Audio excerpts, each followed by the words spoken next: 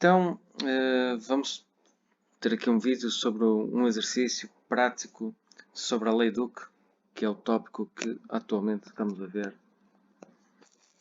nas aulas. Portanto, a Lei Duque, como viram na aula TP, permite, em regime linear elástico, ou seja, quando as deformações ainda são reversíveis, se eliminarmos a carga, permite então transformar tensões em deformações e vice-versa, desde que conheça então as propriedades do material. No caso, o módulo de Young e o coeficiente de Poisson. Este é um teste de 2010, antigo, mas o exercício ainda é atual, e refere-se a um processo de extrusão. O que é um processo de extrusão? É quando um material é obrigado a passar por uma cavidade e adquirir um determinado formato.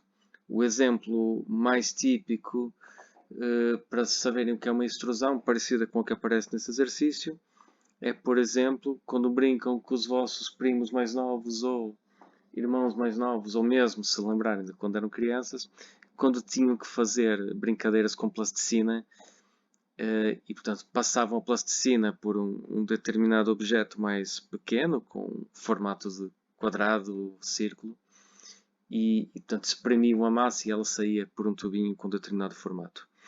Esse é o princípio básico de vários processos tecnológicos, engenharia mecânica, por exemplo, a trefilagem, que é quando produzem as verguinhas que servem para a construção civil, para reforçar o betão armado. Portanto, o metal é aquecido e é obrigado a passar por uma cavidade. Portanto, aqui nós vamos utilizar as propriedades do aço a frio. Portanto, o módulo de Young de 210 GPa e coeficiente de Poisson de 0,3. Obviamente que no processo real o metal é aquecido e isso faz com que o módulo de Young baixe, porque ao aquecer o metal ele fica mais maleável, portanto o módulo de Young baixa, mas aqui, sendo um exemplo puramente académico, nós vamos simplificar isto e vamos utilizar as propriedades do metal na sua versão a frio. Portanto, módulo de Young 210 GB e 0,3 de Poisson.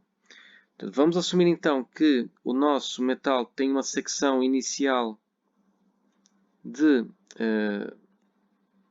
50 por 50, portanto, o chamado lingote ou bilhete é aquilo que vem do processo de fundição do aço. Portanto, vem com essa dimensão, vamos imaginar, aproximado, e isso então vai ser obrigado a passar por uma cavidade que tem um formato mais pequeno. Portanto, vamos comprimir o material contra esta cavidade que aparece aqui azul e ele vai então reduzir a sua secção inicial de 50 por 50 mm para uma secção de, isto saiu do sítio, 49 por 49.2. Então, o que é pedido inicialmente são as componentes de tensão e deformação no ponto P, que está aqui com este X desenhado. Vamos então ver o que é que os dados do exercício permitem-nos saber em termos de tensões e deformações. Desde já é possível observar que existe uma tensão de 500 MB, portanto quer dizer 500 MPa, a atuar segundo o eixo X. Portanto, reparem que é como se estivéssemos aqui a empurrar o material, portanto, com uma determinada força, que dividida por esta área de 50 por 50 dá 500 MPa. E, portanto, atendendo aqui ao nosso sistema de eixos do exercício, podemos dizer então que existe uma tensão σx de 500 MPa.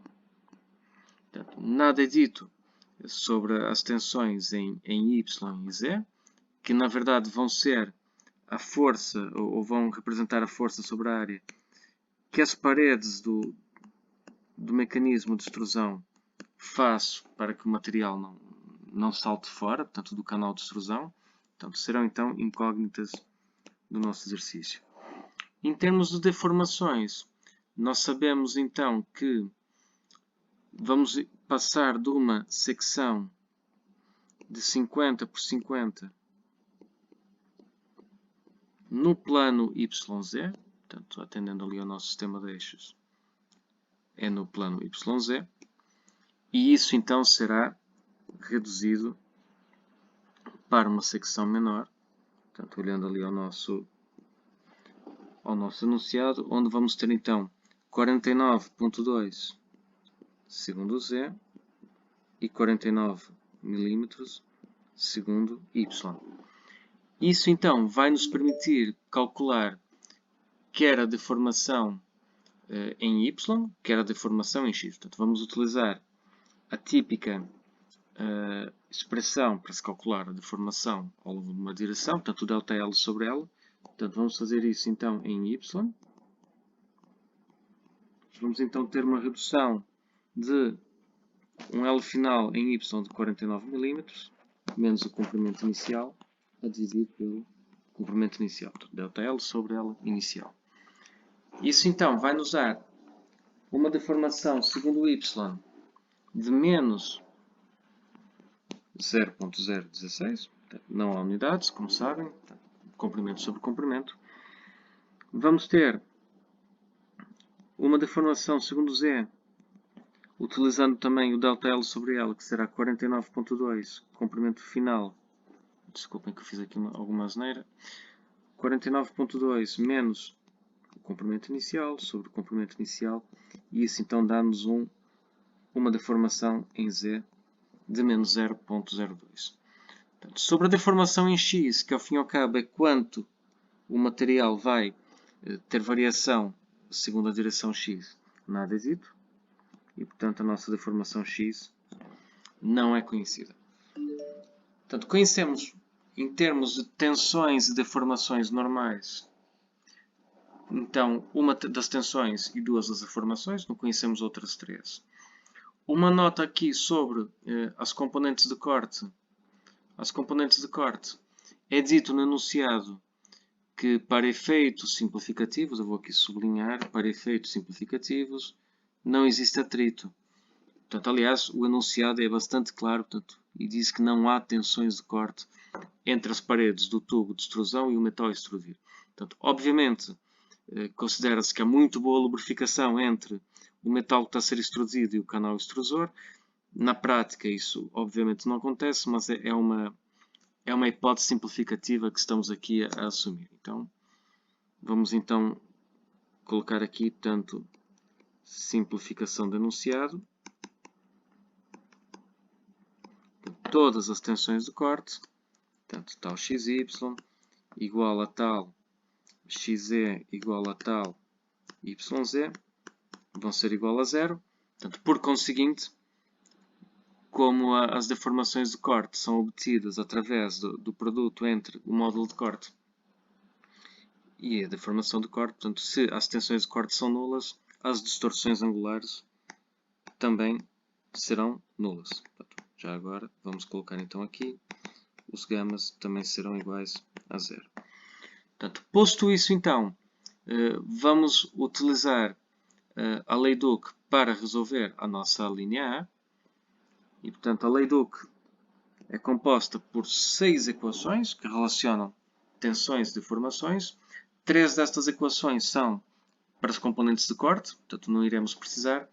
Vou então colocar aqui as 3 equações que relacionam as componentes de deformação com as de tensão. Portanto, recordem-se que existe a forma direta da lei Duque e a forma inversa. Portanto, a primeira permite obter as tensões em função das deformações e a outra forma vai permitir obter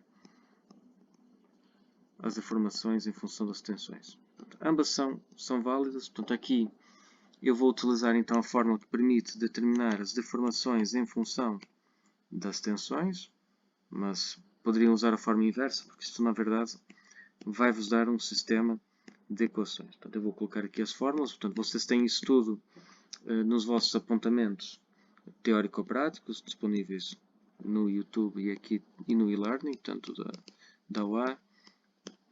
Mas agora vamos colocar então isto aqui. Portanto, sigma x mais sigma y.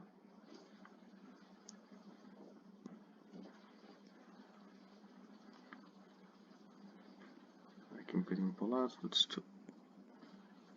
Aqui qualquer coisa que eu estou a fazer eu não conseguia fazer.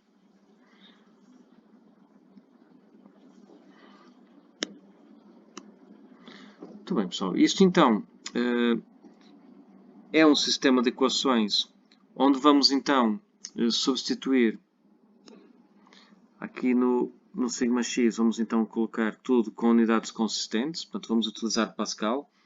Portanto, ou podemos fazer tudo em megapascal, porque na verdade o módulo de Young aparece em gigapascal. Eu posso dividir tudo por 10 a sexta, portanto em vez de colocar aqui no sigma x 500 vezes 10 elevado a sexta Pascal, vou colocar 500 megapascal. Aqui no local do módulo Young, vou substituir então, em vez de 210 vezes 10 a nona Pascal, que é 210 gigapascal, vou substituir por 210 vezes 10 ao cubo megapascal. Ok? Portanto, o coeficiente de pulsão então 0,3. E as nossas incógnitas então a determinar nesse sistema de equações vão ser o εx. O εy é conhecido, reparem, está aqui calculado, e o εz é conhecido, portanto conhecemos este valor, conhecemos o εz. Vamos ter então aqui o sigma y, que é uma incógnita, o sigma z, que é outro. Portanto, os restantes parâmetros são conhecidos. Portanto, long story short, portanto, isto dá para fazer aqui um sistema de equações que eu não vou resolver, mas se tiverem dúvidas, eu posso vos enviar isso. O sistema de equações para resolver. Portanto, eu vou colocar aqui uma nota. Isto não é obviamente instantâneo, portanto vamos colocar aqui depois alguma álgebra.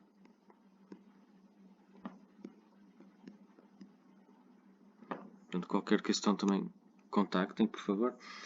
Vamos ter então a deformação segundo o eixo x dará um valor positivo, porque faz sentido fisicamente. Ao comprimirmos o material em y e z, portanto ele vai se alongar ao longo de x.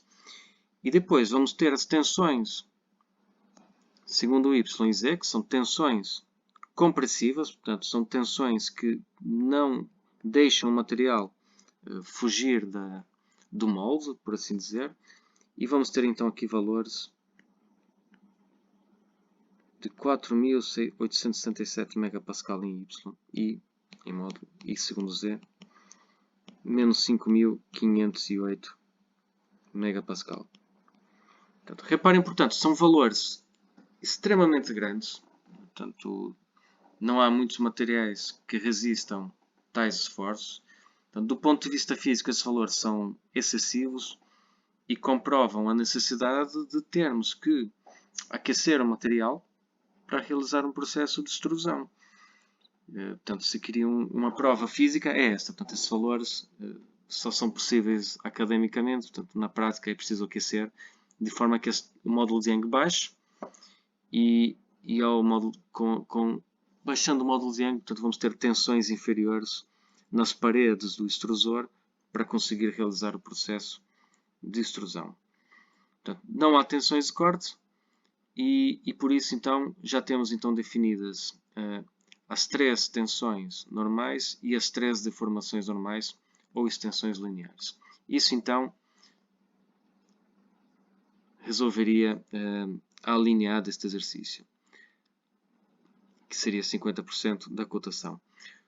A linha B pede as tensões e as deformações principais. Portanto, reparem que aqui era sobretudo para quem estava atento. Vou apagar aqui isto que está aqui a mais. Então, a nossa linha A ficou resolvida. A linha B é bastante simples. Portanto, como nós temos todas as componentes de corte nulas, o que acontece é que o meu tensor, então, das tensões, com os dados do exercício e com os dados da nossa resolução agora da linha A, vai resultar então num tensor das tensões diagonal. Portanto, obviamente já estamos aqui a ver que o que temos é a configuração das tensões principais. Portanto, na ausência de tensões de corte nos planos associados aos eixos x, y, z, portanto o tal x, y, x, z, y, z. Portanto, eu posso então afirmar que o σx vai me corresponder ao σ1, que é a maior de todas, que é positiva. O σy será a intermédia, portanto é negativa, mas não é tão negativa quanto o σz, que será o σ3.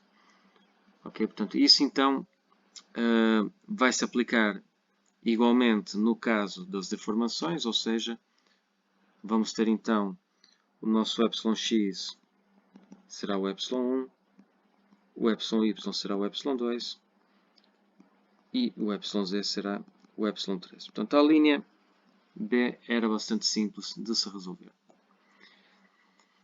A linha C pede as deformações principais e direções principais no mesmo ponto. Portanto, ok, estamos aqui a fazer a B e a C ao mesmo tempo. Vamos colocar então aqui B e C. Então, são pedidas então deformações principais e direções principais. Portanto, reparem que a partir do momento em que a tensão principal e a deformação principal 1 estão associadas ao eixo OX, então podemos dizer que a direção principal 1 é coincidente com o eixo OX, portanto será o eixo 1, 0, 0.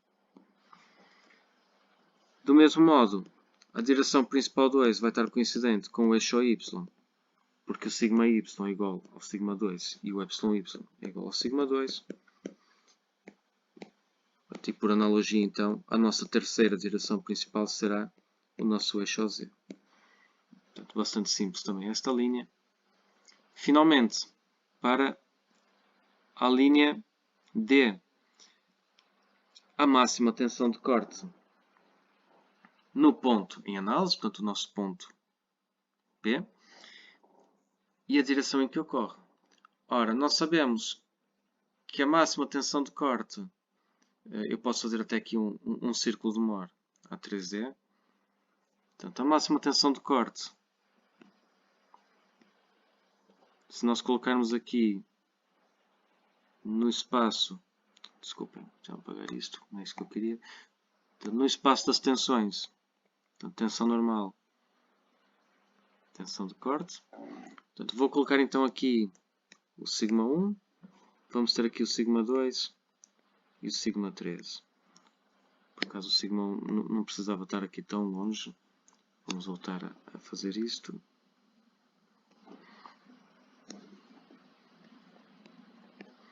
Portanto, nós vamos ter então o círculo de Mohr no plano 1, 2, portanto, definido pelas direções principais 1 e 2, no plano 2, 3 e no plano 1, 3. Portanto, aquela questão de ser máxima no plano, num dado plano, vai ser determinado então por cada um dos círculos de Mohr referente aos 3 planos distintos, 1, 2, 1, 3 e 2, 3. Mas aqui então é pedido a tensão de corte máxima global, portanto, que será esta. Portanto, tensão de corte máxima global. E essa então, sem qualquer sombra de dúvida, será dada pelo σ1 menos o σ3 sobre 2. Portanto, podemos fazer aqui então as continhas. Portanto, será 500 menos o σ3, que é menos 5.508. Mas é negativo, portanto, menos com menos fica mais. Sobre 2. A direção.